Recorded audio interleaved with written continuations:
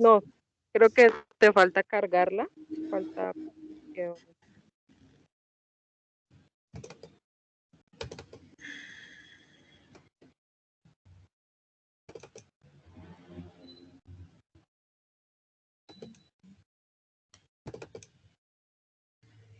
Si quieres darle ahí al lado de donde está el volumen, ahí hay como una cosita.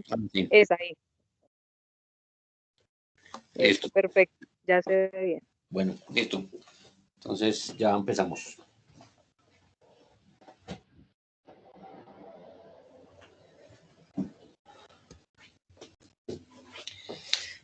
Bueno, buenas tardes. ¿Cuántas personas hay? Hay 38, Jorgito. ¿Todos mudos? Sí, Ok. todos mudos. ¿Mudos Mentiras, 30. o con algún síndrome? No, ninguno. Por ahí Parece. está el doctor Carlos también, pero no ¿Quién lo es él? siente. Carlos Acosta. Ahora sí, entonces, unos mudos y otros bobos. Ok, No, no sé si ha entrado, si ya ingresó. listo. Bueno, buenas tardes para todos. Mi nombre es Jorge Riaño. Yo soy zootecnista de la Universidad de La Salle. Pues no soy experto en este tema, pero vamos a hacer un conversatorio. Ahora podamos clarificar todas las dudas que tengan al respecto. Yo soy muy práctico, entonces vamos a comenzar. Entonces, esto es un conversatorio, perdón, sobre conservación de forrajes. Las fotos, les pido excusas, las fotos son reales, son mías, por eso es que son tan feas. Entonces, aquí vamos a hablar algunas cosas. Yo me he dedicado desde toda la vida profesional a la producción de ganado de leche y de ganado de carne, y a la producción de heno de alta calidad y producción y comercialización de ensilaje de maíz. Fui docente de ustedes por 10 años. Tengo una empresa importadora y comercializadora de ganado desde los Estados Unidos hacia Colombia, y actualmente soy el gerente general de Italcol de la línea ganadería. Entonces, a sus órdenes en lo que podamos servirle. La Fundación Universitaria San Martín siempre la he considerado como una segunda casa. Tengo muy buenos vínculos con la facultad y por ende con cada uno de ustedes. Entonces, arrancamos en materia. ¿Qué entienden por conservación de forrajes? Entonces, primero que todo, nosotros hablemos de la planificación forrajera con énfasis en producción y conservación de forrajes como estrategia forrajera durante el año. Entonces, vemos esta gráfica. Ahí me están oyendo, perdón. Sí, señor. Sí se escucha. Okay, listo. Esta es una gráfica típica de la sabana de Bogotá de las precipitaciones, y es un ejercicio práctico de una finca en Cota, de un hato de 50 vacas, en donde al principio del año, para tener estas 50 vacas con un promedio de 28 litros de leche, necesitamos alrededor de 22 hectáreas. Después llegan las lluvias de marzo, abril, mayo, que es como la época en la que estamos, y los requerimientos de área caen considerablemente. Entonces aquí ya en esta época, para mantener estas 50 vacas solo necesitaríamos 10 hectáreas. Después viene el segundo ciclo de verano, que es entre los meses de julio, agosto, septiembre, donde la producción forrajera disminuye y otra vez se eleva las necesidades de área. Entonces, si nos damos cuenta, esto se vuelve como una montaña rusa en la que nosotros como zootecnistas tenemos que manejar toda esa parte forrajera de producción y sobreproducción para el fin único o último es estabilizar la oferta forrajera para estabilizar la producción de leche durante todo el año. Paradójicamente, fíjense que en mediados de año, junio, julio, es donde hay más pasto, por ende es la época en donde más se produce leche en Colombia. Entonces, y paradójicamente es la época en donde menos el consumo disminuye drásticamente en condiciones normales, no atípicas como la que estamos por una pandemia. Es donde los niños salen a vacaciones de colegio y el consumo de leche disminuye considerablemente. Entonces, es armar todo e interactuar toda esa producción de forraje, producción de leche, consumo humano y comercialización de leche a nivel industrial. Colombia es un país privilegiado porque por estar sobre la línea ecuatorial no tenemos mayores incidencias de climas, sobre todo estaciones invernales, como si los tienen en el cono sur y en la parte norte. Esto nos da ciertas ventajas competitivas con respecto a las otras personas. No hay justificaciones para no planificar la oferta forrajera. Esto no hay justificaciones para, estando nosotros en esta zona ecuatorial, siempre podemos tener durante todo el año forraje para producir y suministrar los animales.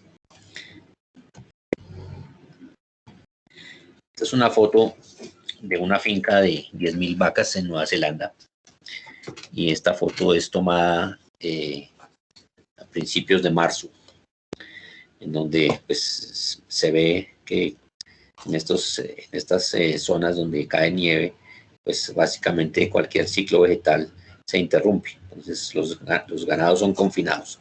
Entonces imagínense nosotros en esta situación.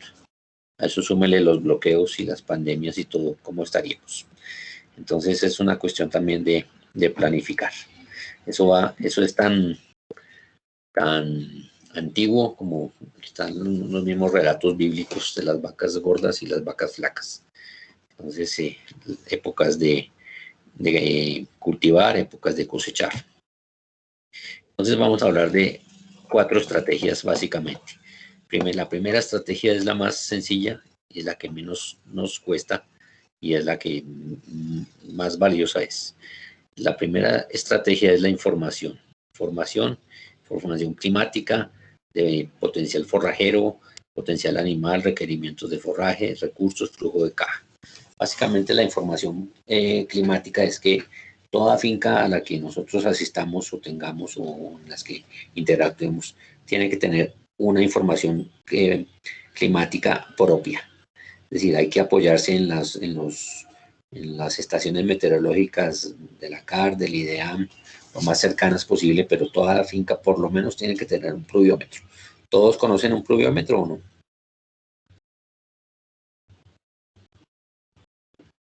Hola.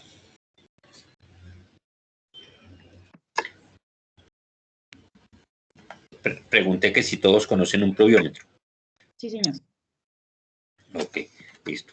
Eso es muy importante porque, es decir, hay datos estadísticos, como lo decía, que los suministra el IDEAM, pero de pronto en nuestra finca tiene un microclima diferente a la estación meteorológica más importante. Entonces, el saber exactamente a través del año cuánto nos llueve y en qué época nos llueve, nos da mucha información. El segundo es el potencial forrajero. Depende de qué es lo que yo quiero. Entonces voy a sembrar, voy a tener ganado de carne, entonces necesito una proteína de tanto. Voy a tener ganado de leche, entonces necesito una proteína del 16%. El ganado de carne necesito una proteína del 14%. Voy a tener tantos animales, entonces ¿cuánto es el aforo por metro cuadrado? El potencial animal, que lo que hablábamos, qué tipo de animales voy a tener, qué requerimientos tienen estos animales en forraje, en suplementación, con qué recursos cuento, si voy a tener un ryegrass, cuento con agua, no cuento con agua, si voy a sembrar una alfalfa, qué necesito, y el flujo de caja.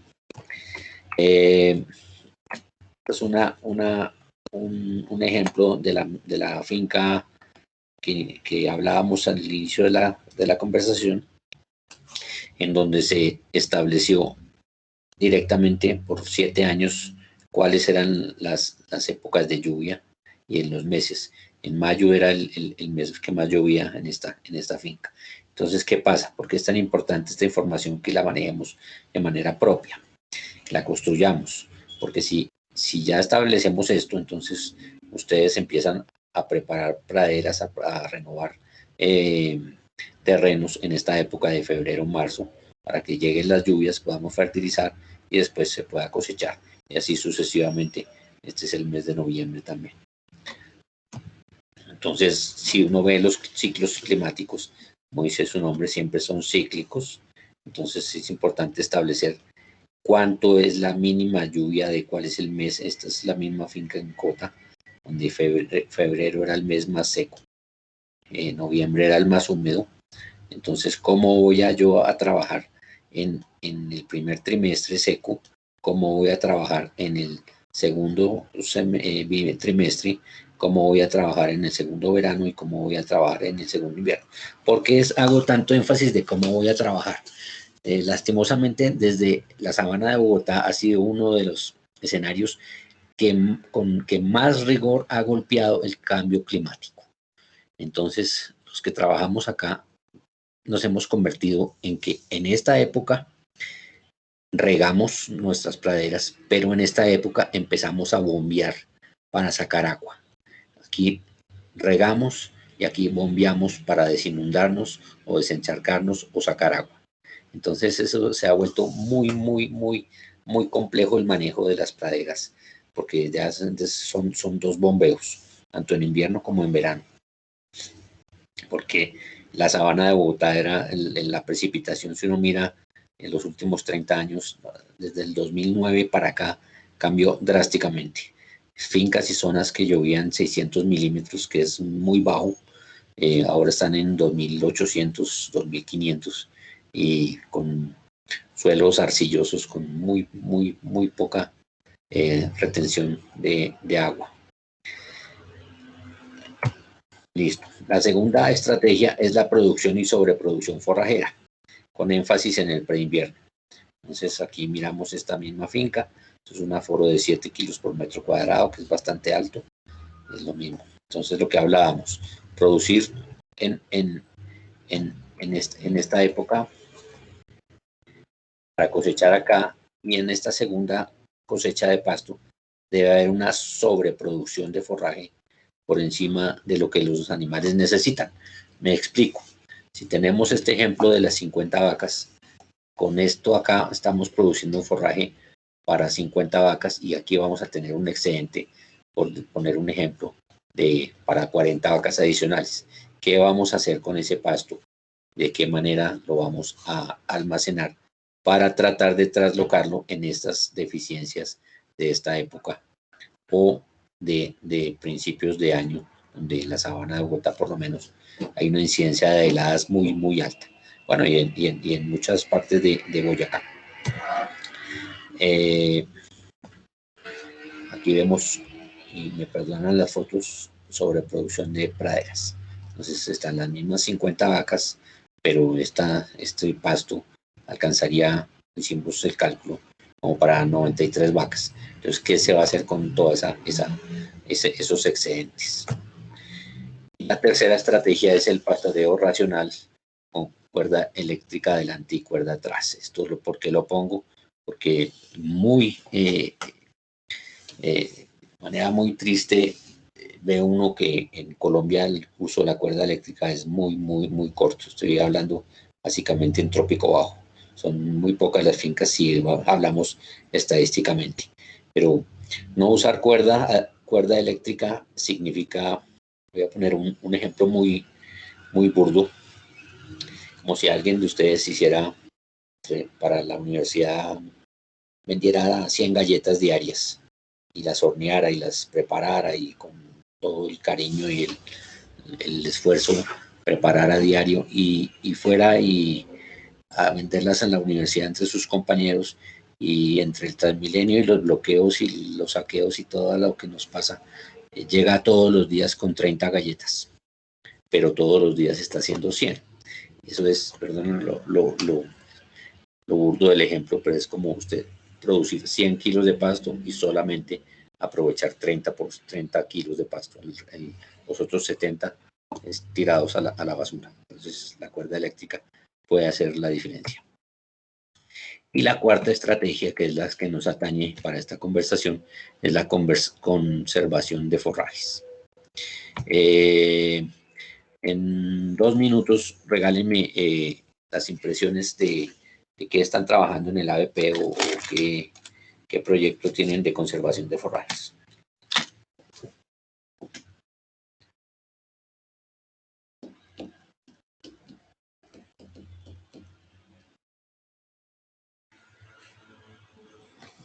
¿Me entendieron la pregunta?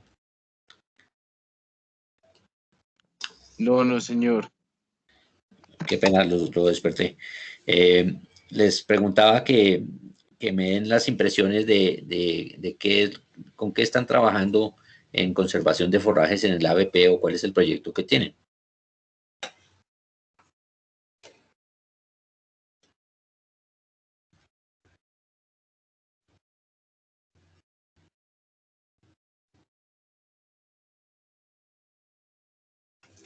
Hola.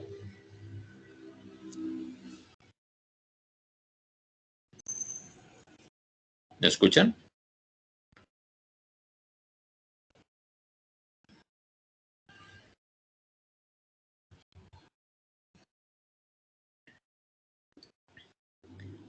Aló. Ya, profe, ya te compartimos pantalla.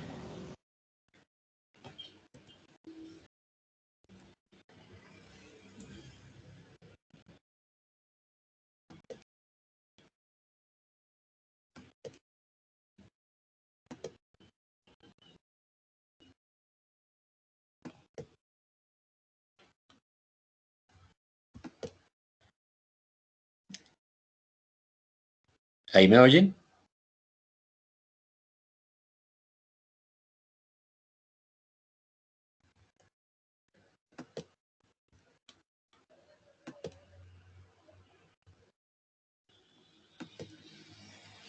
Les preguntaba que en qué proyecto están del ABP o de conservación de forrajes, que alguien me diga para ilustrarme a mí de cómo dirigimos la charla.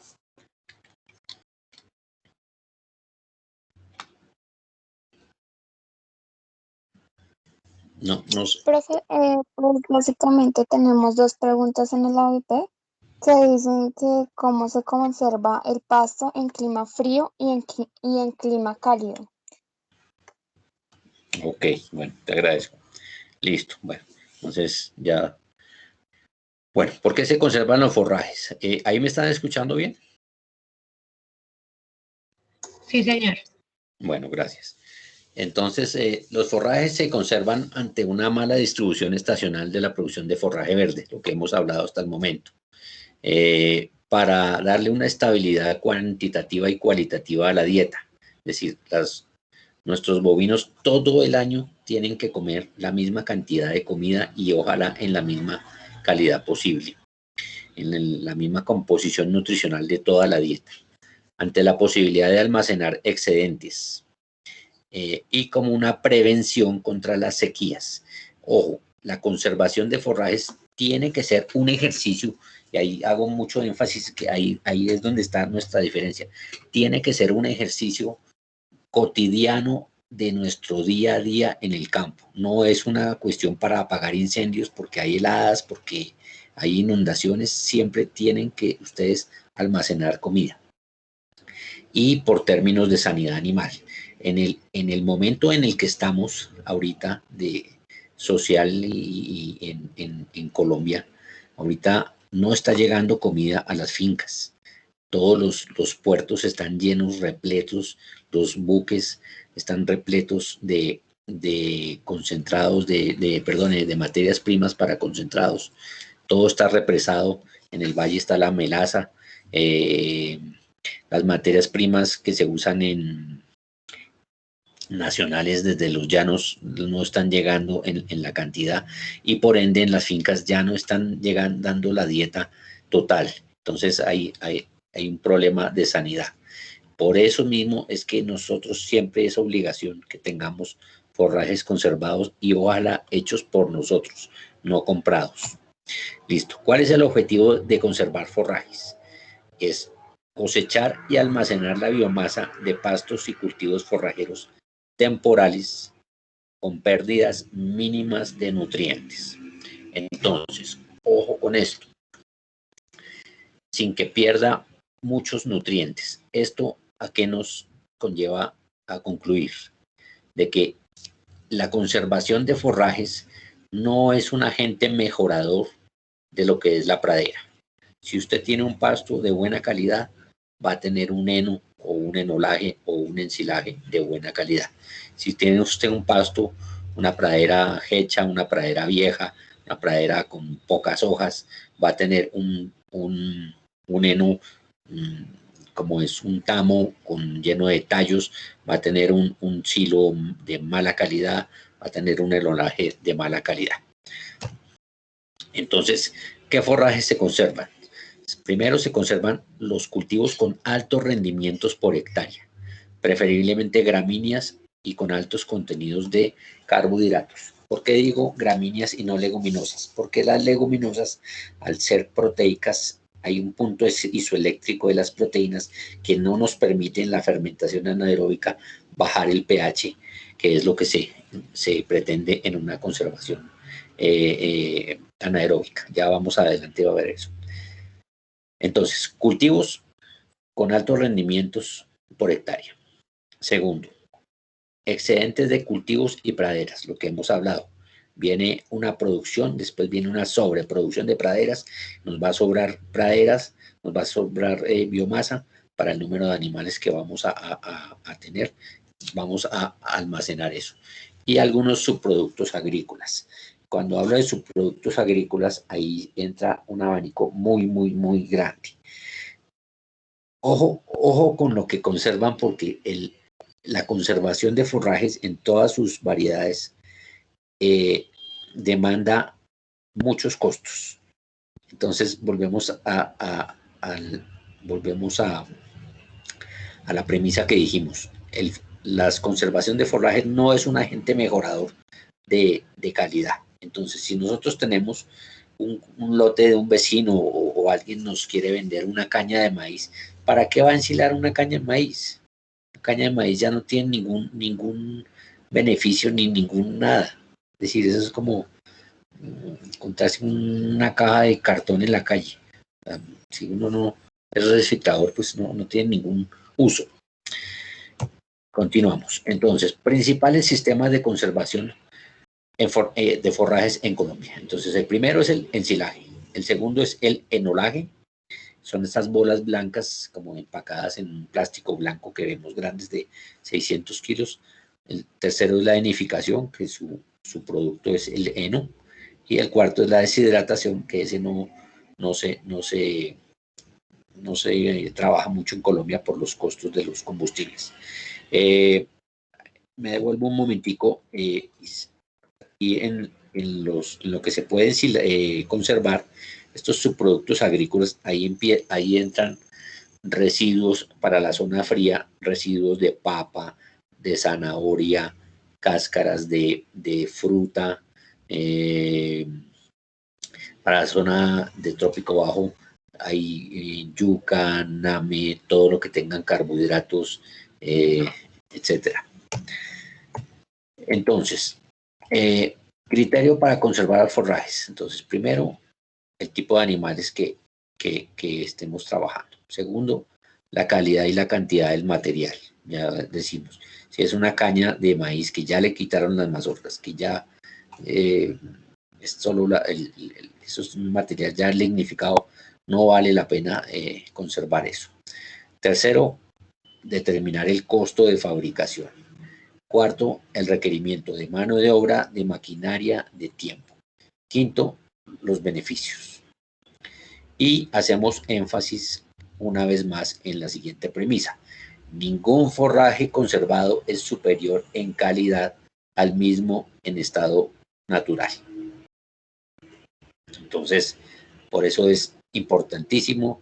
Ustedes están viendo una de las mejores cátedras que existe, que se llama ISPA, Interacción Suelo-Planta-Animal, en la que es obligación que ustedes siempre produzcan forrajes y de la mejor calidad posible. Entonces, arranquemos con el ensilaje. Esta diapositiva necesito que la escriban y que se la aprendan por ósmosis o como sea, por digestión. Eso sí, el método usted lo elige, pero apréndase este principio. Entonces, el ensilaje se da en un medio anaeróbico. Es decir, cogemos un material, lo cortamos, lo embolsamos, lo tapamos y se vuelve anaeróbico. Le quitamos el oxígeno. Una vez ese material, esa biomasa esté en ausencia del oxígeno, empieza a darse una fermentación. ¿Qué se fermenta? Se fermentan los azúcares y los carbohidratos en ácidos orgánicos. Ácidos orgánicos, principalmente el ácido láctico. Como consecuencia de esta producción de ácidos orgánicos, principalmente el ácido láctico, baja el pH por debajo de 4 y producto de esta baja de este pH en 4 suceden dos eventos. Uno, se inhibe el desarrollo de los microorganismos patógenos y dos, se limita y se detiene la actividad enzimática de la planta. Ese es a grosso modo el proceso de ensilaje. Esto es muy importante usted como zootecnista, como MBZ, que lo sepa. Es muy triste ir uno a una feria ganadera y muchos veterinarios y zootecnistas como que todos hablan de silo y nadie sabe concretamente qué es el silo. Ya más adelante vamos a ver en detalle vamos a ampliar esta diapositiva. Entonces, vamos a meternos en la parte de confección. ¿Cómo se hace y qué eventos suceden en el proceso del ensilaje? ¿Hasta ahí alguna pregunta?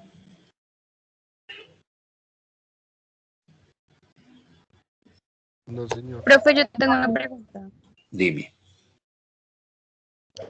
¿El proceso de ensilaje se puede hacer en clima frío y en clima cálido o hay un clima en específico para No, es de todos los climas. El proceso de ensilaje se puede hacer siempre y cuando tú tengas forraje y biomasa para conservar.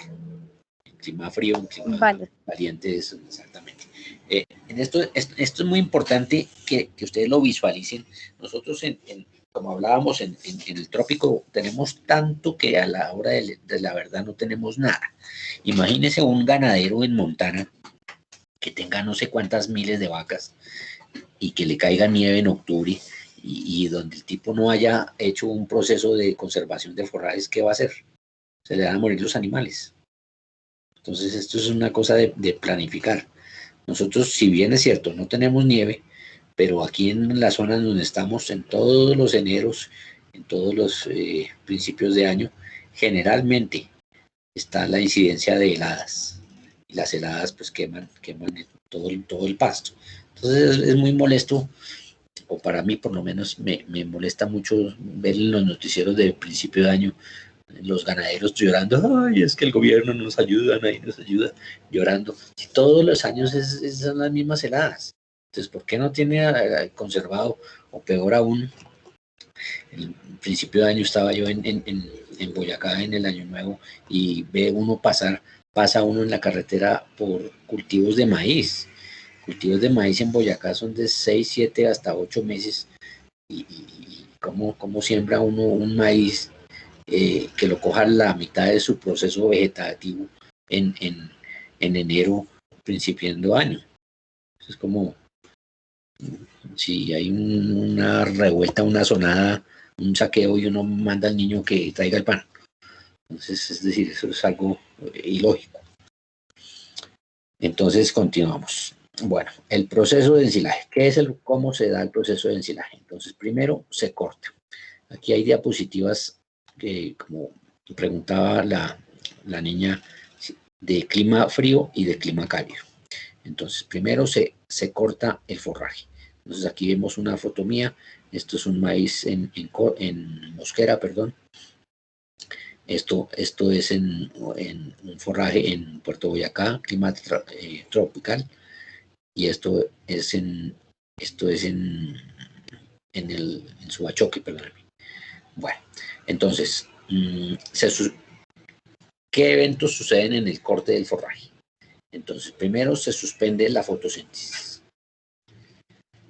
Continúa la respiración de la planta. Y como consecuencia de eso, se expide CO2, agua y calor. El forraje normalmente está con una humedad cercana al 80%. Entonces, hay que bajarle esa humedad al 70-75% para poderlo ensilar. Y debe estar de un tamaño entre 0,7 y 1,6. Ideal de 1 centímetro de picado. ¿Para qué es el picado? Ya vamos a ver. Bueno, entonces se corta el forraje. Vamos a hacer una diagramación de un silo de montón. Un silo de montón significa que uno dispone un terreno plano, seco, le puede poner un plástico en la base o puede dejarlo sin plástico y va el material vegetativo va a estar allá. Mire, aquí esta foto de arriba la puse porque es el ejemplo de una caña de maíz. Esto es demasiado costoso el proceso de ensilaje para ensilar este material tan de baja calidad. Es decir, si yo estuviera en una zona donde fuera muy, muy escaso el material vegetal, yo diría, bueno, ensilémoslo o apliquémosle amonio o lo que sea, algún método para conservarlo. Pero aquí en nuestro medio no lo encuentro yo válido. Entonces se llena el silo. ¿Cómo se llena el silo? El silo se empieza a llenar por capas, poco a poco se va descargando en capas de 15 a 30 centímetros. Ahí tienen que haber unas personas que lo vayan esparciendo y ahí se le van echando los aditivos y se va compactando. Vamos. Si hay alguna pregunta, bien me la pueden interrumpir. Esto ya es un silo de maíz. Este silo lo hicimos con unos muchachos de la Universidad San Martín. Ya este sí es un silo de maíz completo, en donde el remolque llega al silo de búnker. Estas cuerdas son para que el remolque lo jala un tractor hacia adelante y las cuerdas hacia atrás y queda totalmente descargado el material en cuestión de unos 2 minutos. Ya después lo van, como vemos aquí en las fotos, perdónenmelo, queda el montículo y los muchachos después van con unos tenedores, lo van esparciendo. Entonces este es el llenado del silo, reitero, entre 15 y 30 centímetros que se ha esparcido. Le adicionan los aditivos, que ya vamos a hablar más adelante de los aditivos, y se va compactando permanentemente. Son las fotos del silo de búnker. El silo de búnker es que se construyó en cemento las paredes del silo y el tractor va pisándolo permanentemente. Esta foto, me disculpan, es una foto que tomé de una revista y está muy mal tomada, pero esta foto me encanta porque es este ensilaje que es en el Tolima, le ponen este cilindro. Con este cilindro la calidad del silo aumenta considerablemente, porque normalmente la presión, ¿para qué pisamos? Hago una pregunta a todos ustedes, ¿por qué se pisa el silo? ¿Por qué se pisa? ¿Para qué?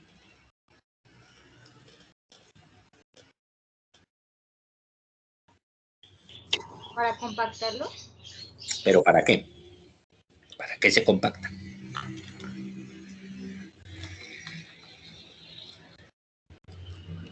Para minimizar la humedad.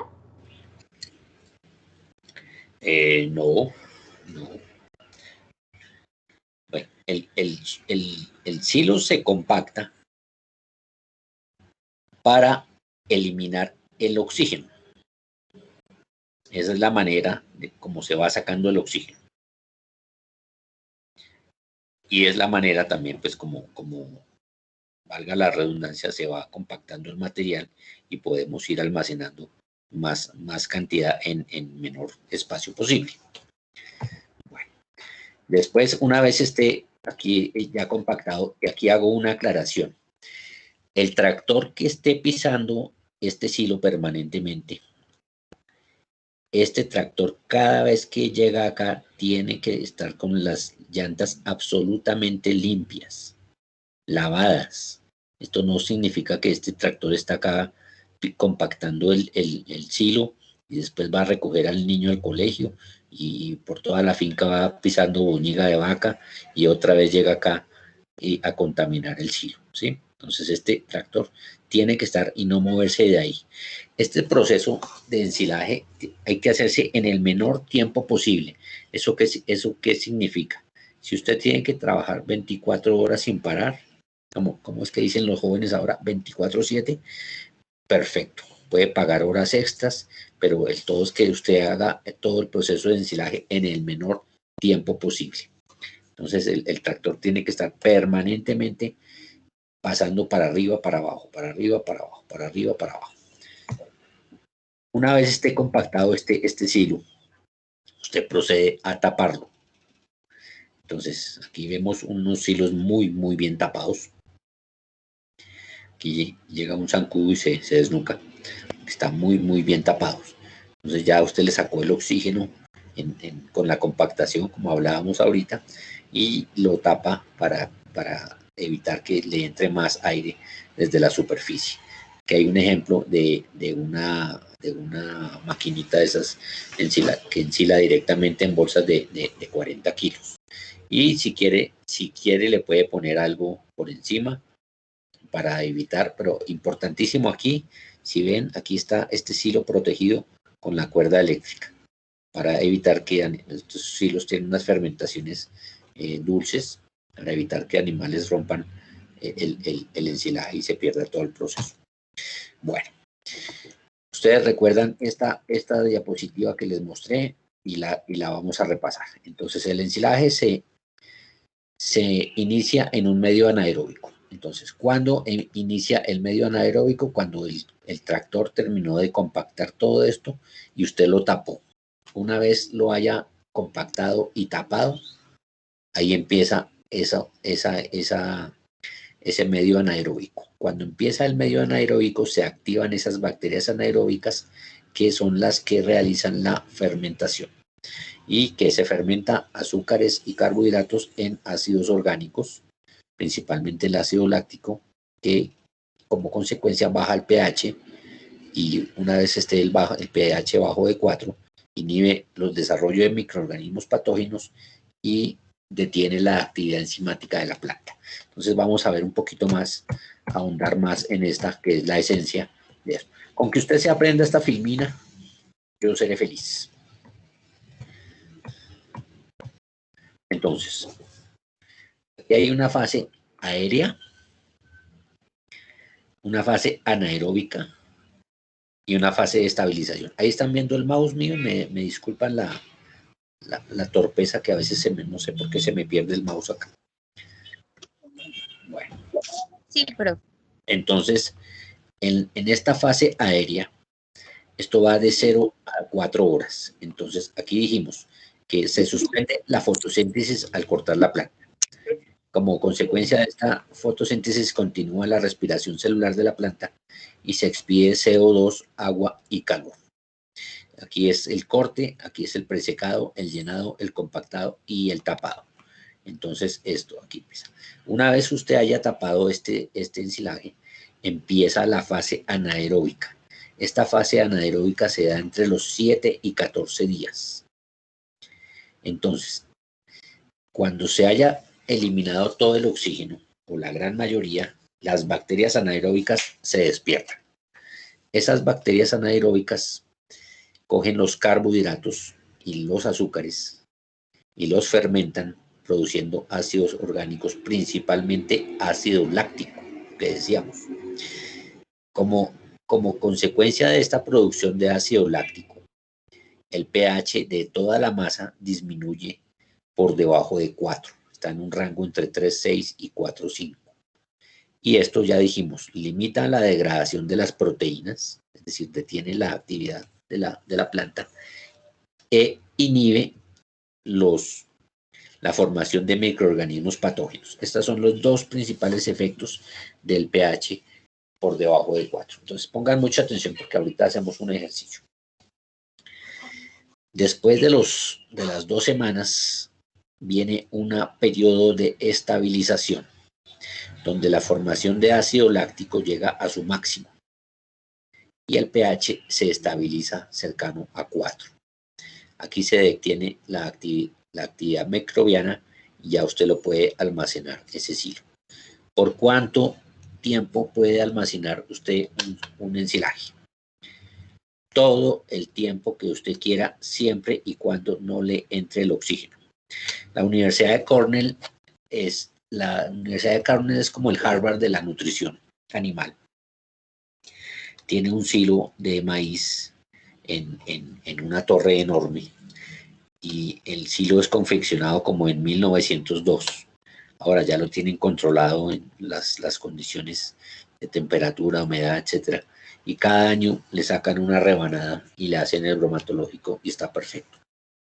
Yo he visto en el campo silos de más o menos 6 años, siempre y cuando el plástico no se cristalice. Entonces es una muy buena manera de conservar y muy, muy barata. ¿Hasta ahí alguna pregunta?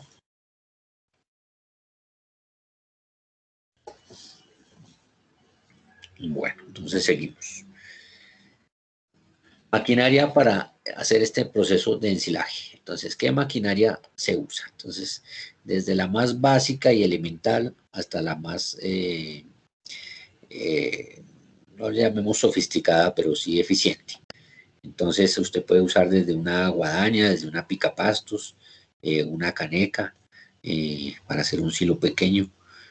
Bueno, entonces, aquí vemos una cortadora de pasto eficiente New Holland.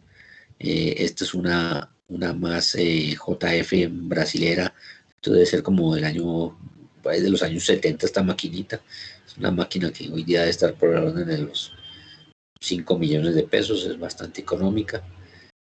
Aquí vemos la hechura de un silo. No hay tractor, entonces las personas lo pisan y no está en la foto, pero ellos hacen un pisón con un tronco y para sacarle todo el oxígeno.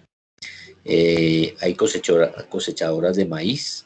Las cosechadoras de maíz, aquí se ve el cabezote por el cual entra el surco.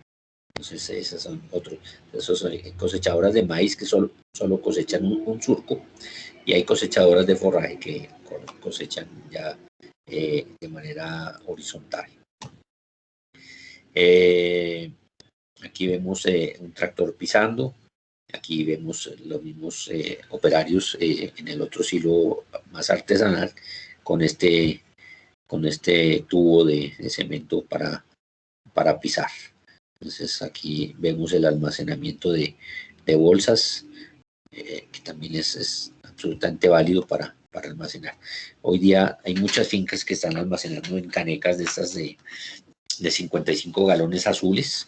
Una caneca de esas, lastimosamente, pues no es económica, vale como 80,000 pesos la más barata, pero pues duran mucho también. En el tema del plástico, aquí es importante tener estas fórmulas para determinar el plástico. Entonces, primero que todo, me disculpan el dibujo, vamos a explicarlo. Este es un silo de 30 metros, es un silo de montón de 30 metros de largo. Entonces, esto es visto desde lateralmente, en donde por aquí sube el tractor, va pisando y por aquí baja. Entonces es básicamente como está el silo. Entonces, si uno descompone este ensilaje, da 2 triángulos rectángulos y un rectángulo, ¿sí? Entonces, estos triángulos rectángulos tienen cada uno 4 metros y el rectángulo tiene 22. De ancho tiene 5 metros, que es el área donde va el tractor encima, y de alto 1,50. Pero yo he hecho silos como de más o menos 2,30, 2,50 de alto. Como no los veo muy preguntones, yo voy a hacerme una pregunta. ¿Cuándo se sabe que el silo ya está bien pisado?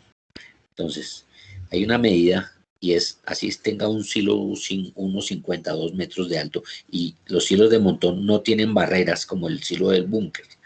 Entonces, haga de cuenta usted darle un puño, como cuando uno le da un puño a un colchón ortopédico duro, que no se desborona, pero queda así. Ese es como el punto práctico para saber.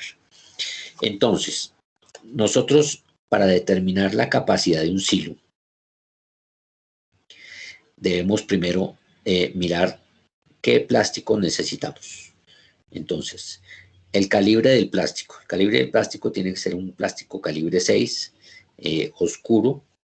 En la base del silo, pues aquí en este caso sería de 30 por 5. Puse que es opcional porque hay pisos que son muy duros y no les entra humedad. Y el tamaño de la tapa, aquí hay unas fórmulas, donde el tamaño de la tapa, es decir, como si fuera un tendido de una cama, un cubrelecho. El ancho, aquí están las fórmulas, que es ancho por la base más 2 veces la altura menos 1. Y el largo, porque recuerden que esto es como una rampa, el largo es el largo de la base más 2 veces la altura menos 1. Entonces estos simplemente son una fórmula para que las tenga usted en cuenta, y cuando se le... De hecho, puede hasta hacerlo con este ejercicio. ¿Cuál es la capacidad del silo? El silo, para determinar el volumen del silo, es muy importante que nosotros como zootecnistas midamos todo. Nosotros todo lo tenemos que medir. Usted tiene que medir el número de animales, el aforo por metro cuadrado, tiene que medir la lluvia, tiene que medir cuánta plata tiene, cuántos obreros tiene, todo lo tiene que medir. Lo que no se pueda medir es como si no existiera.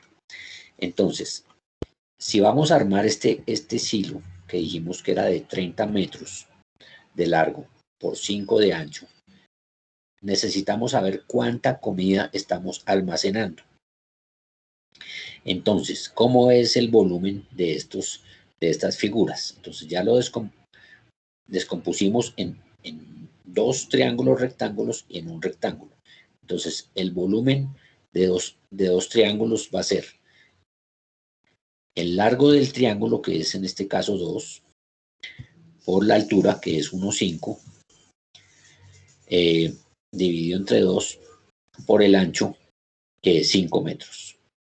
Entonces, recuerden que son 2 triángulos rectángulos, 1 y 2. Y el volumen de un rectángulo es igual, es como si fuera una piscina.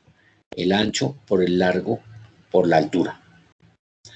Ahora, 1 metro cúbico de silo pesa hablo de montón, pesa alrededor de 500 kilos. Entonces usted determina el volumen total y lo multiplica por 500 kilos y ahí tiene cuánta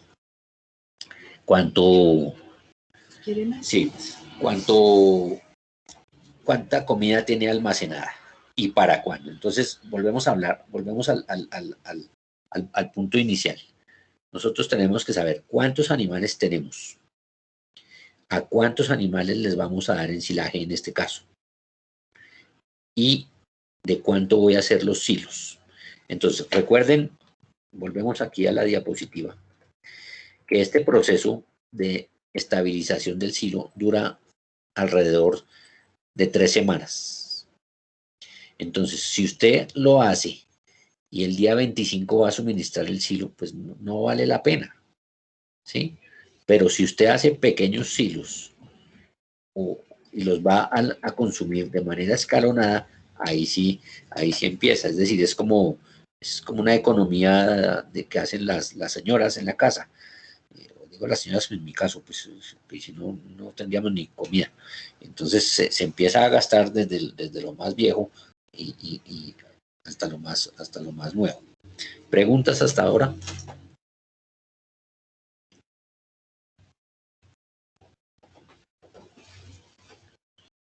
¿Se murieron todos o no entendió nadie?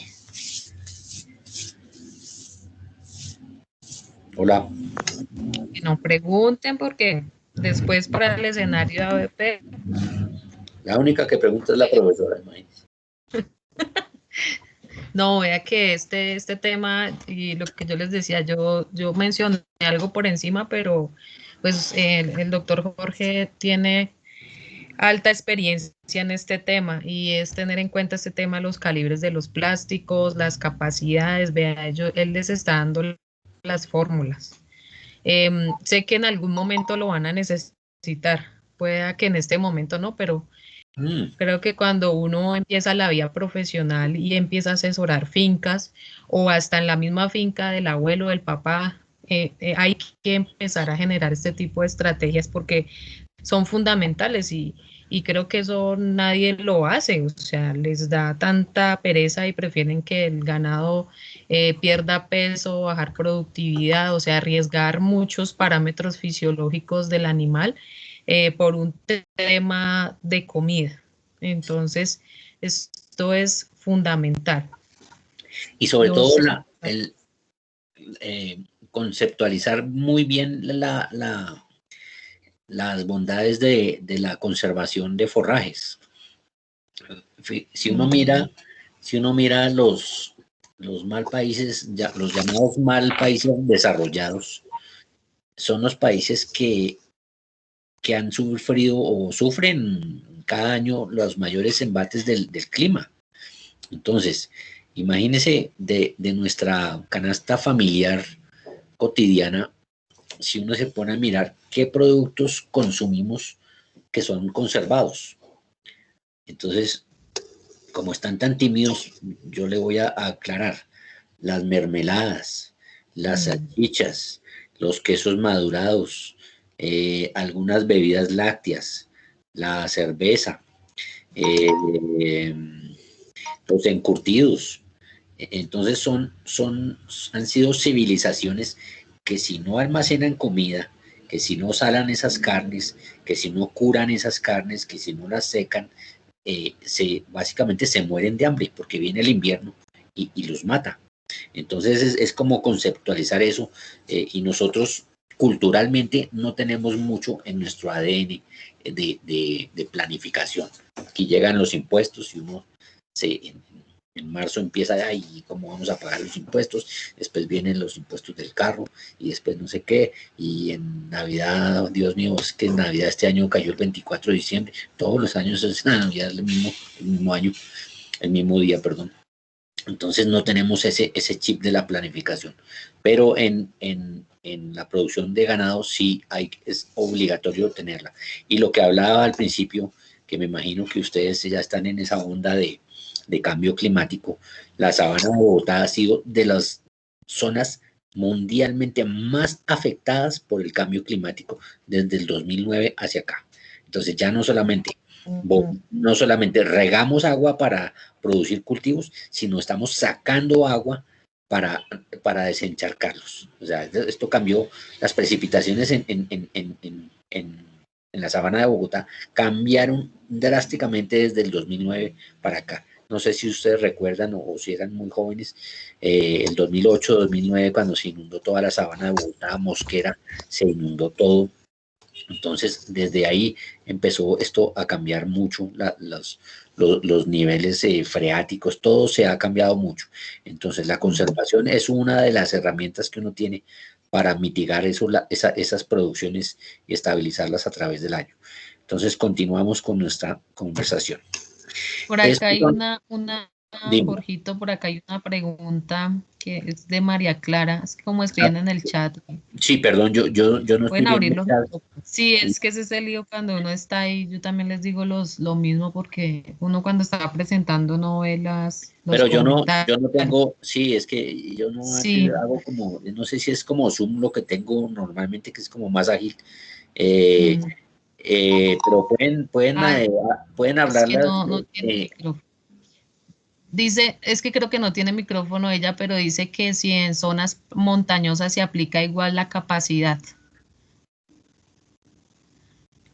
No sé si ¿Cuál la puedas capacidad, perdón? pasar por la... No sé, creo que se refiere a lo anterior que tenías de la capacidad del silo. Lo que pasa es que esos silos se hacen más en partes planas, porque Sí, pues en pero es decir, partes montañosas... habría que ajustar para todo, para todas partes. Por ejemplo, en Ujú. zonas montañosas, estoy hablando en climas cálidos y templados. En zonas montañosas es absolutamente válido la siembra de pastos de corte. Pastos de corte estamos hablando Cuba, Rodas, Quingras, Botón de Oro. Todos estos los puede cortar, pero obviamente hay que ensilarlos en una zona, en una parte, en un área plana o en canecas. Pero es decir, todo hay en todas las áreas usted puede ensilar como se ajuste a sus necesidades. Esto no es no son reglas. Ujú. Entonces continuamos. Este es uno de los métodos más eficientes para conservación de silo de maíz. Esto es un chorizo. Cada chorizo de estos alberga más o menos 100 toneladas de silo. Es lo más económico. Simplemente hay una máquina, ahorita no sé si tengo un video aquí, hay una máquina que lo va compactando, lo va metiendo, y este plástico es un plástico que es, si bien es costoso este plástico, el más barato que estamos comprando ahorita vale como 600.000 pesos y el más caro vale creo que como 1.300.000. Pero es un plástico muy eficiente y por kilogramo de silo es lo más económico que puede existir. Aquí necesito que prendan todos sus micrófonos, por favor, porque esta es la evaluación de lo que hemos hablado hasta ahora. Y ahí sí necesito que haya mucha participación. No importa las respuestas si son buenas o malas, aquí pues nadie se va a burlar. Entonces, características de un buen silo. Entonces, vamos a suponer, como dicen los cuentos, vamos a dejar volar la imaginación, que vamos a llegar a una finca. Entonces, el primer parámetro de característica de un silo de calidad es el pH. Entonces, ¿cómo se mide pH? Con una sonda, con un pHómetro, con un papel indicador de pH. Eso yo creo que ya ustedes lo conocen, y si no lo conocen, búsquenlo en Google. Entonces, un pH de buena calidad es 4. Ya lo dijimos, que el pH se produce como consecuencia de la producción de ácido láctico, que es el que baja el pH de la masa por debajo de 4, y una vez se estabilice todo el proceso queda alrededor de 4. Pregunto, para que me contesten por favor, ¿qué pasa si yo encuentro en esta finca que estamos visitando un pH de 5.5? Fuera de que es una mala calidad, no me vayan a decir que es mala calidad. ¿Qué pasó en ese proceso o qué pudo haber pasado? ¿Le pudo entrar oxígeno? Para hacer una buena cosecha de los forrajes y del silo, profe. Pero, ¿por qué creen ustedes que pudo haber pasado eso?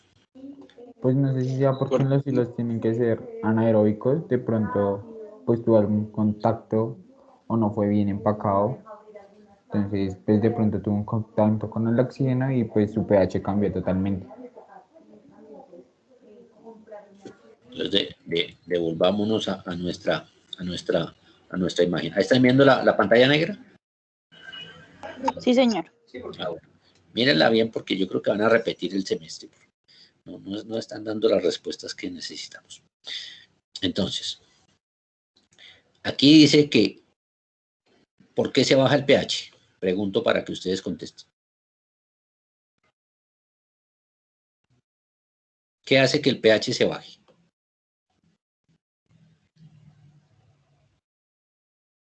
¿Ah? ¿Por qué se disminuyen los microbios? Pues No. los organismos. No. ¿Por qué se baja el pH? El pH se baja porque hay producción de ácido láctico, ¿cierto? ¿Sí o no? Sí, señor. Listo. ¿Por qué?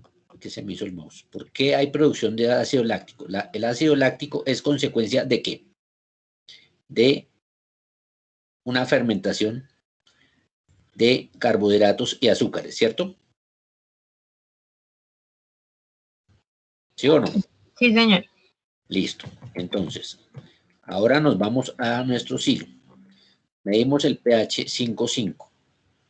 Entonces, una de las posibilidades es que este material vegetal no haya sido bueno. Y cuando hablo de que no haya sido bueno, significa que no tiene carbohidratos y azúcares para ensilar. Ejemplo, una caña de maíz o un pasto ya hecho. Entonces, usted no le puede pedir a alguien de lo que no tiene. Entonces, si este pasto o este forraje o esta masa o este cultivo, lo que usted haya elegido, no tiene carbohidratos, no tiene azúcares, pues por ende no va a haber una fermentación y no va a producir ácido láctico. Como no produce ácido láctico, el pH no va a bajar. Entonces, esa es una de las posibilidades. Segundo, por allá creo que algún muchacho decía que hubo una mala compactación. Entonces, aquí en esta zona necesitamos, aquí lean el fase anaerobia. ¿Cuándo se da esa fase anaerobia? Cuando usted ya ha pisado con el tractor y le ha sacado todo el aire posible. Hay gente que le pone hasta la bomba de vacío del ordeño con unos tubos para sacarle como si fuera, no sé si alguien ha visto una aspiradora, tiene una entrada y una salida y a veces le puede poner un tubo para chupar aire de un talego o algo así. Es el mismo principio. Entonces, esto fue mal compactado. Entonces, mire cómo necesitamos que usted se vuelva muy práctico. Entonces, este silo segunda posibilidad, pudo haber sido mal compactado. Como decía otro, que me pareció que otro estudiante dijo que mal tapado, sí es posible, le entró aire o no permitió nunca que eso se volviera anaeróbico y entonces no hubo una buena fermentación. ¿Por qué no hay una buena fermentación? Porque cuando hay aire, las bacterias anaeróbicas no se activan. Entonces entonces usted ya empieza a enumerar una serie de eventos posibles que le dan la mala calidad. Producción de ácido láctico, pues esto es en laboratorio con base en materia seca, pero pues hoy día usted puede hasta con un Nielsen en 3 minutos sacar el bromatológico de un silo y si está calibrado también para estos. Entonces, buena calidad 8.5% sobre la materia seca y mala calidad 1.1. Pregunto para que ustedes contesten, ¿por qué este silo no tiene ácido láctico?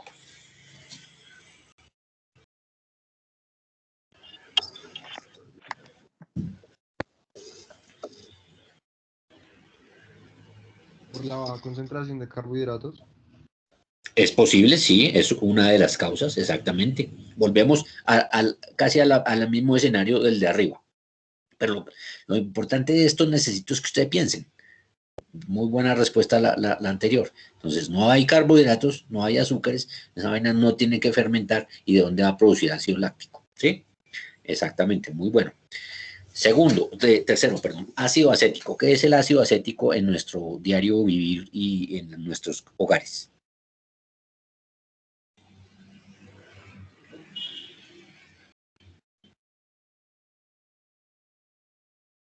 ¿Qué le echamos a Pues la el ensalada? vinagre, ¿no? Exactamente, vinagre. Todos sabemos a qué huele el vinagre, ¿cierto? Sí, señor. Bueno, Sí, los que no sepan, ahorita abren la nevera y aspiran vinagre a ver y verá que se acuerdan de mí. Listo. Entonces, ácido acético. Buena calidad 1.5, mala calidad 3%. Entonces, no hubo producción de ácido láctico, sí hubo producción de ácido acético. Tercero, ácido butírico. ¿Alguien sabe a qué huele el ácido butírico?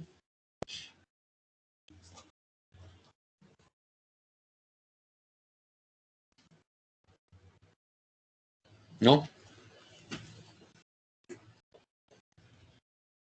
Hola. No, profe. Bueno, cuando usted huele el ácido butírico así, y dice, oh, esto huele a mierda. Dicho y hecho, ojalá nunca se le olvide. Entonces, ácido butírico 0, mala calidad 3.5. Nitrógeno amoniacal. El amoníaco, todos sabemos a qué huele el amoníaco. Entonces, 1% buena calidad, 4% mala calidad. Entonces, aquí es muy importante lo siguiente.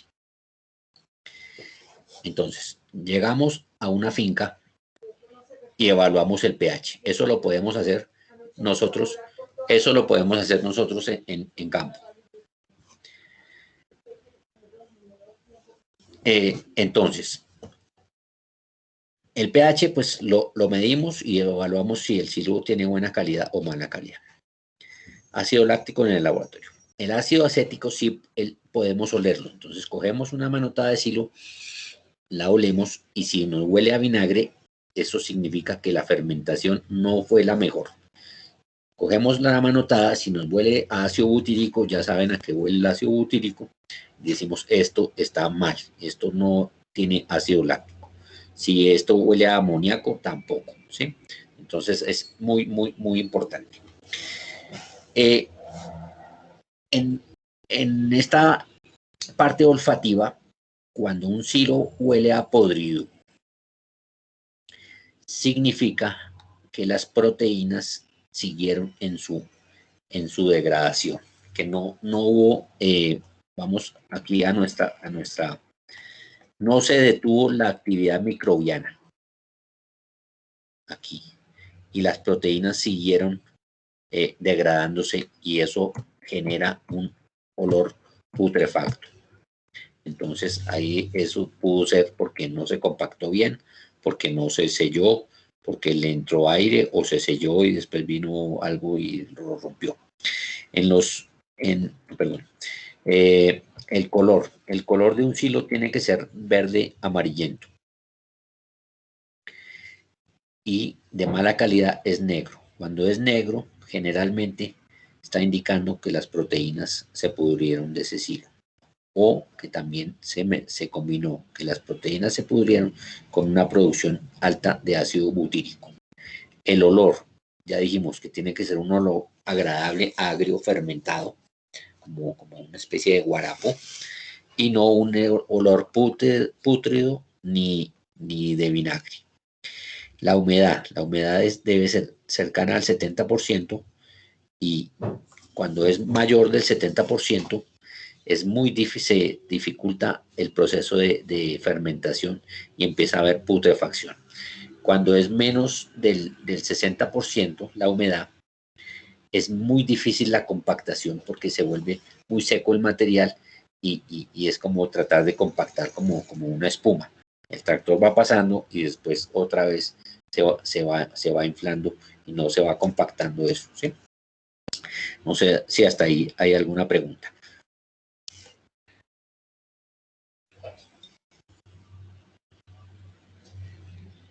¿Hay alguna pregunta hasta ahí?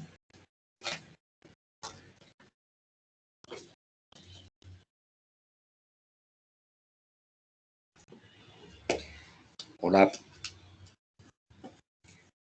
No, profe. Bueno, entonces yo voy a hacer una pregunta. ¿Qué es la FDN? La fibra... Fibra detergente óxida. Sí. ¿Y qué refleja o qué nos dice la FDN?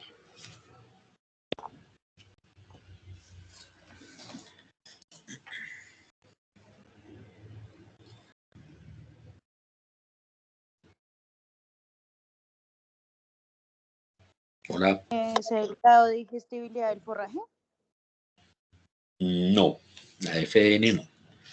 La FDN es fibra en detergente neutro y refleja el porcentaje de la pared celular que tiene ese material.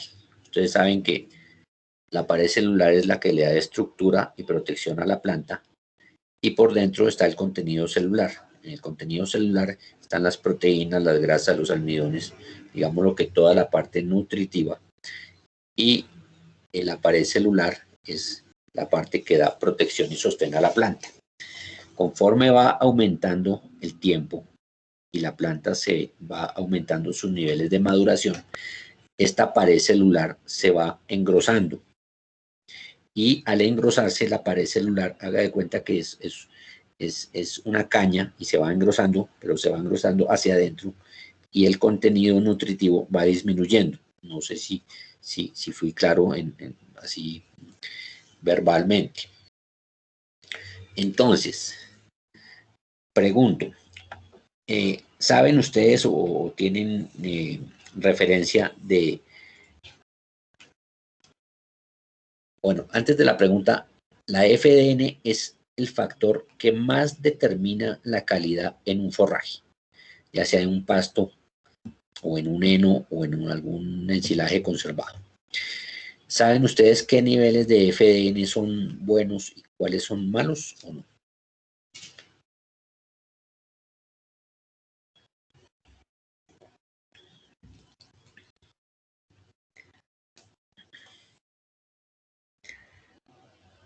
Aló.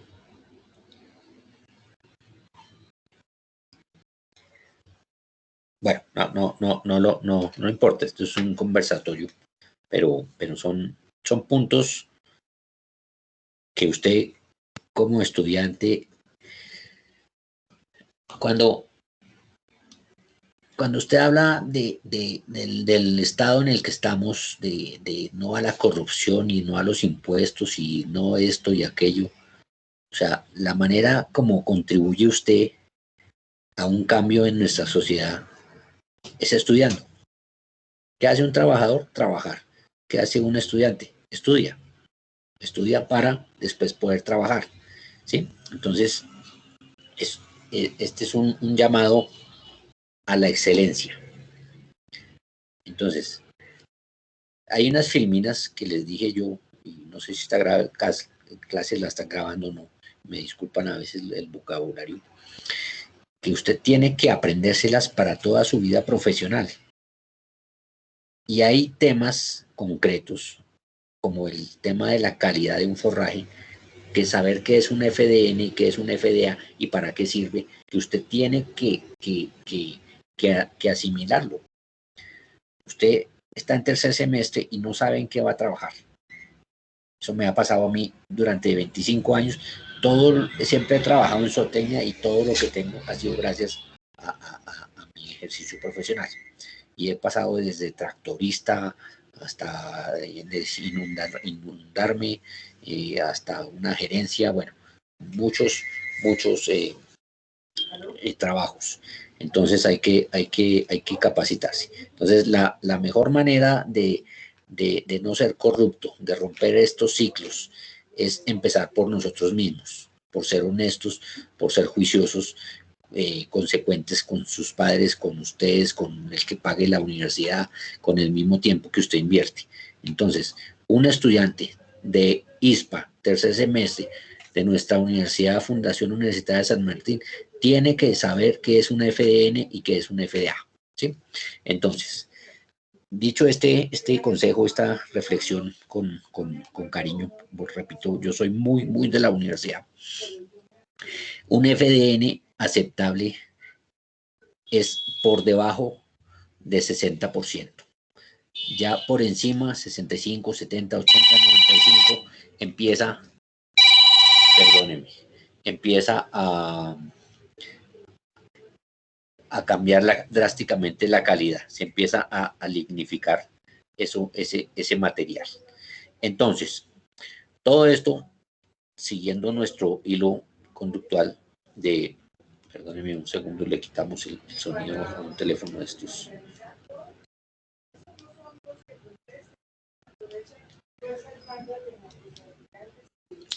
Ya. Entonces, el FDN de un silo de maíz debe estar entre 45 y 55%.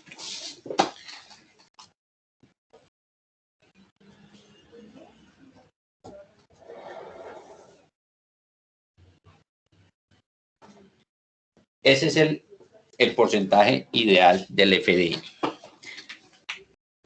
Ahora, cuando uno cosecha una mata de maíz, todos conocen una mata de maíz, ¿verdad? Una mata de maíz puede medir nuestro medio cercano a los 2 metros, 2,30 por ahí. Esa mata de maíz, el 50% la constituye la mazorca y el amero, y el otro 50% la constituyen las hojas y el tallo. Perdón, un segundo.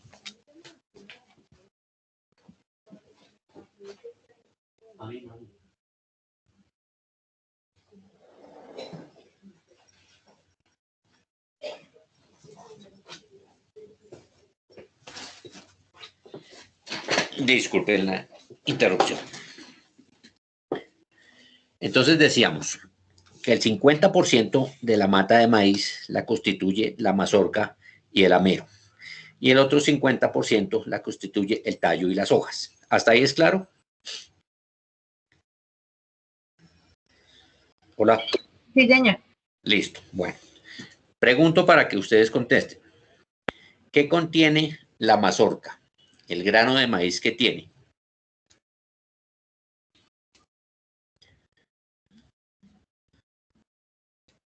Carbohidratos y almidones para ser fermentados, ¿cierto? ¿Sí o no?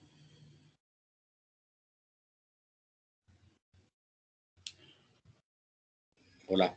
Sí, señor. Bueno, listo. Entonces, volviendo a la calidad de nuestro silo, decimos que un FDN para un ensilaje de maíz debe estar entre 45 y 55%. Hoy me llegó un análisis bromatológico de un ensilaje para la compañía en la que estoy trabajando. Y ese ensilaje de maíz decía que tenía un 75% de FDN. El FDN, entre más alto, es menos digestible, tiene más pared celular. Entonces, yo pregunto, ¿qué pasó? Y era un maíz muy, muy bonito.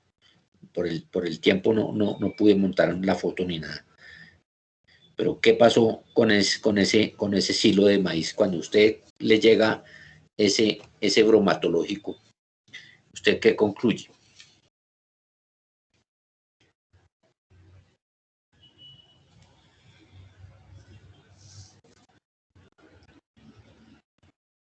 Hola.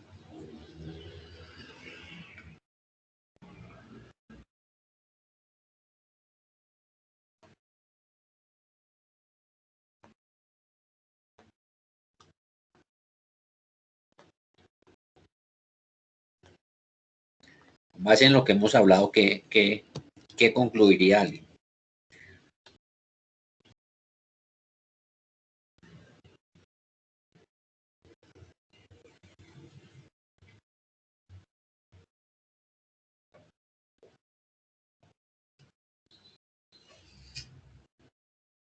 ¿Aló?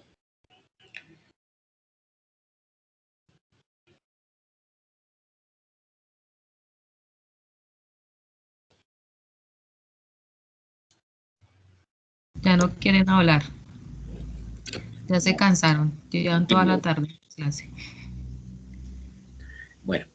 Entonces, nos llega un silo con el FDN, ya dijimos que el ideal es entre un 45 y un 55. Y nos llega un bromatológico para ver si se compra ese silo con un FDN de 75. Eso significa que hay una mayor pared celular. Entonces, ahí se concluye que a ese silo le quitaron una o dos mazorcas de cada mata, o una mazorca. Entonces, como decíamos que el 50% de la planta la constituye la mazorca y el amero, que es su envoltorio, que también son carbohidratos, similar a una mogolla de cebada, ese amero, si usted está viendo nutrición. Entonces significa que a ese silo le quitaron una mazorca para la plaza o para consumo humano. Entonces es muy importante ver ahí la calidad bromatológica del ensilaje. Mirar el porcentaje de almidones, es ideal entre un 25 y un 30%. Hoy día estamos formulando, ya es con base en los almidones y no en los carbohidratos no estructurales. Bueno, entonces continuando con nuestra conversación de conservación de forrajes, pasamos al otro método de conservación, que es la enificación. Un método también absolutamente antiquísimo, que consiste en deshidratar el forraje. Los forrajes hablamos, y me imagino que ya habrán hecho unas pruebas con microondas, tienen una humedad alta, cercana al 80%, y no, con esa humedad no permiten ser conservados, hay que bajarles la humedad. Entonces, la definición de la enificación es la deshidratación del forraje, que tiene un 80%, pasarla a 15% de manera natural o artificial en el menor tiempo posible. ¿Cuáles son los procesos para este proceso de enificación? Entonces es cortarlo, deshidratarlo, enfardarlo y almacenarlo. Entonces vamos a ir rápidamente a hacer un recorrido por esto. Entonces el corte, se debe cortar la pradera en el punto ideal. Cuando hablo en punto ideal, es a los días de rebrote, en donde los niveles de FDN sean los más bajos posibles, en donde la planta, en el caso en donde estamos, un kikuyo que tenga 5 o 6 hojas, ahora estamos mirando mucho el número de hojas y no tanto la altura, y se corta. Bueno, hay que mirar el clima, que no esté lloviendo, y la maquinaria. Después ese material queda esparcido en el campo. Aquí hay dos fotos. Una niña preguntó al principio si es clima caliente o clima frío. Aquí hay una foto de clima frío, y aquí hay una foto de heno de Pangola en Tocaima, que estamos a 200 metros sobre el nivel del mar. Entonces el pasto se deja en el terreno, y con estos rastrillos hiladradores se le va dando el bote hasta que se va secando alrededor de un 15%. Este potrero ya está próximo a ser enfardado. Después se recoge en la enfardadora.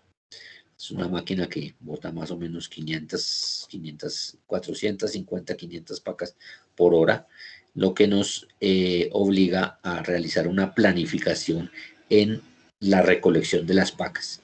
Si uno mira esta foto, en una hora quedan cualquier cantidad de pacas, y nosotros tenemos un clima que ahorita estamos con sol y media hora puede estar lloviendo. Entonces si llueve, pues se daña todo el proceso. La enfardadora tiene un picorril que va recogiendo hacia una cámara que va mandando aquí, haciendo los golpes, y aquí sale el fardo ya seco. Esta foto la puse para lo siguiente. Es muy, muy, muy importante medir la humedad con la que se va a enfardar.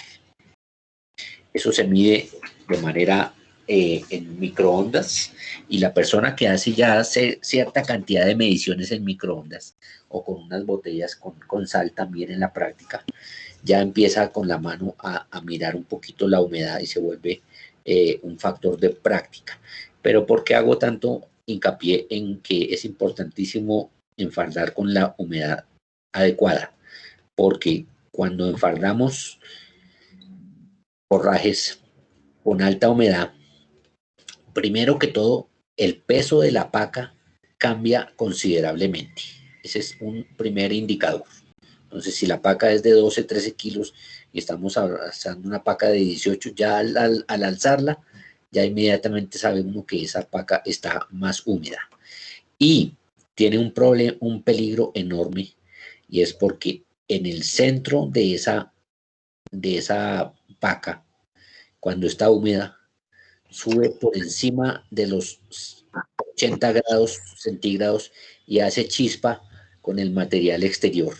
Eso se llama combustión espontánea, y así fácilmente se incendia una finca.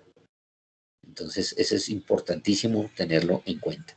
Pacas muy, muy pesadas. Si usted está sacando pacas de 12, 13 kilos, ya están calibradas con la máquina y le salen pacas de 18, de 19, tiene dos opciones: o las gasta muy rápidos o no las almacena con las otras, porque puede ocasionar un incendio. Listo. Y el recogido hacemos énfasis en que hay que planificarlo, porque estos remolques se ven grandes, pero este remolque, por ejemplo, este mío, le caben apenas 140 pacas, y decimos que una máquina bota 450 en una hora.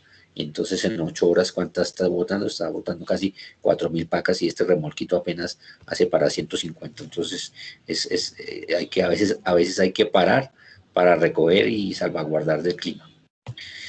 El almacenamiento también es importante. Entonces, que esté oreado. Esto ya son en criaderos equinos de clientes, por lo mismo que esté en un lugar seco, ojalá con estivas y ventilado. La calidad del heno. La calidad del heno es muy, muy, muy importante. Entonces, la calidad del heno se mide sobre 25 puntos, donde los 10 primeros puntos es el color. El color tiene que ser verde, el heno no tiene que ser amarillo, y si es amarillo, solo debe ser amarillo en la parte superficial. Entonces, verde, 10 puntos, descolorido, 0 puntos, y enmohecido, menos 10. El moho, los ácaros son muy dicientes y son muy, muy peligrosos para la salud animal. Entonces, si vemos aquí este heno, miren el color de un heno bueno y miren el color de un heno malo. A este heno, en el proceso de confección del heno, le cayó un aguacero. Y no solamente le quitó el color, sino que le barrió todos los nutrientes, especialmente los carotenos. Entonces es importante. El heno tiene que ser verde, y significa de color verde, no significa estar húmedo. Volvemos a nuestra clasificación. Entonces, el color. El olor. Al olor se le asignan 5 puntos. Donde un olor bueno, un olor seco, un olor a hierba fresca es 5. Cuando no huele a nada es 0. Y fuertemente enmohecido es menos 20. Este es un sistema de clasificación y compra en los Estados Unidos que está establecido.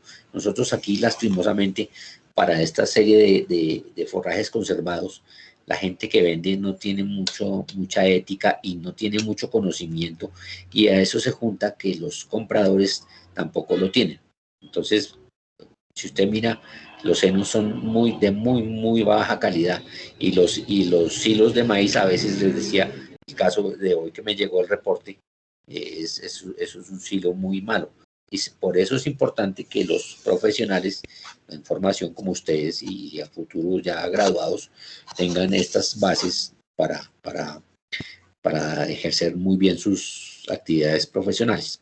El tacto del heno. Entonces, los tallos deben ser flexibles y con hojas, 10 puntos. Tallos duros y con pocas hojas, 0. Y muy húmedo, menos 10. Entonces, miren este heno. Este es un heno que también es mío. Es un heno ya de muy baja calidad. Es un heno donde si usted mira ya los tallos son mayor los tallos que las hojas. Diferente a este, por ejemplo, que se ve que es muy frondoso, está lleno de hojas. O este pangola también es un tallo, al tacto es suave y las hojas predominan sobre los tallos. Recuerden que en las hojas es donde está todo almacenado, todos los carbohidratos y almidones de los forrajes, los azúcares. Entonces, y hay un proceso de enolaje que es un intermedio entre el ensilaje y la enificación en su producción, pero como esencia esto tiene también procesos de conservación. Decíamos que en el ensilaje los niveles de humedad están entre el 70 y el 75%. Aquí ya lo bajamos más, porque es el mismo proceso de confección. Esto está largo, no está picado, sino es la planta tal cual, y se enfarda con 50 a 60% de materia seca. Dentro de estas bolsas también sucede un proceso de fermentación y anaeróbica.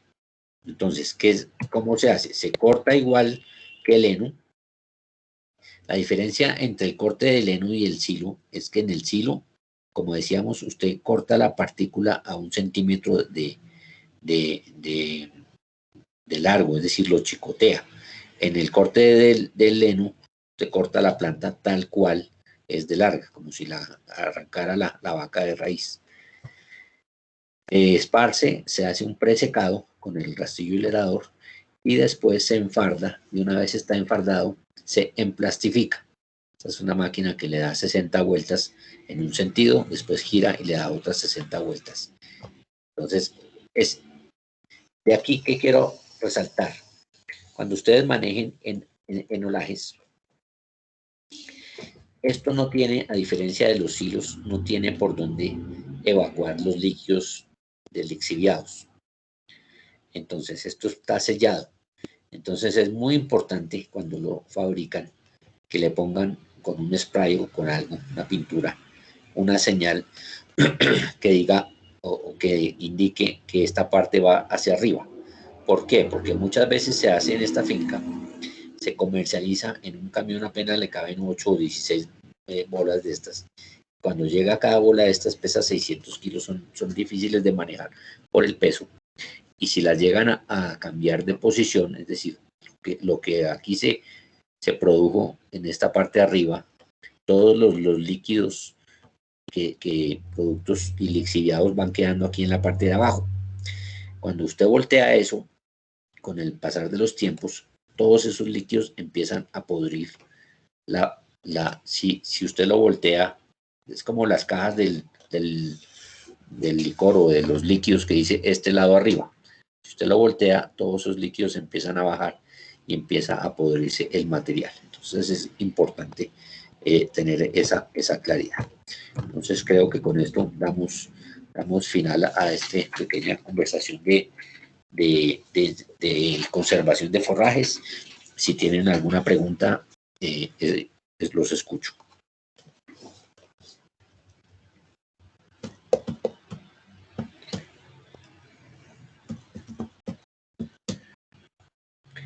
¿Ninguna pregunta?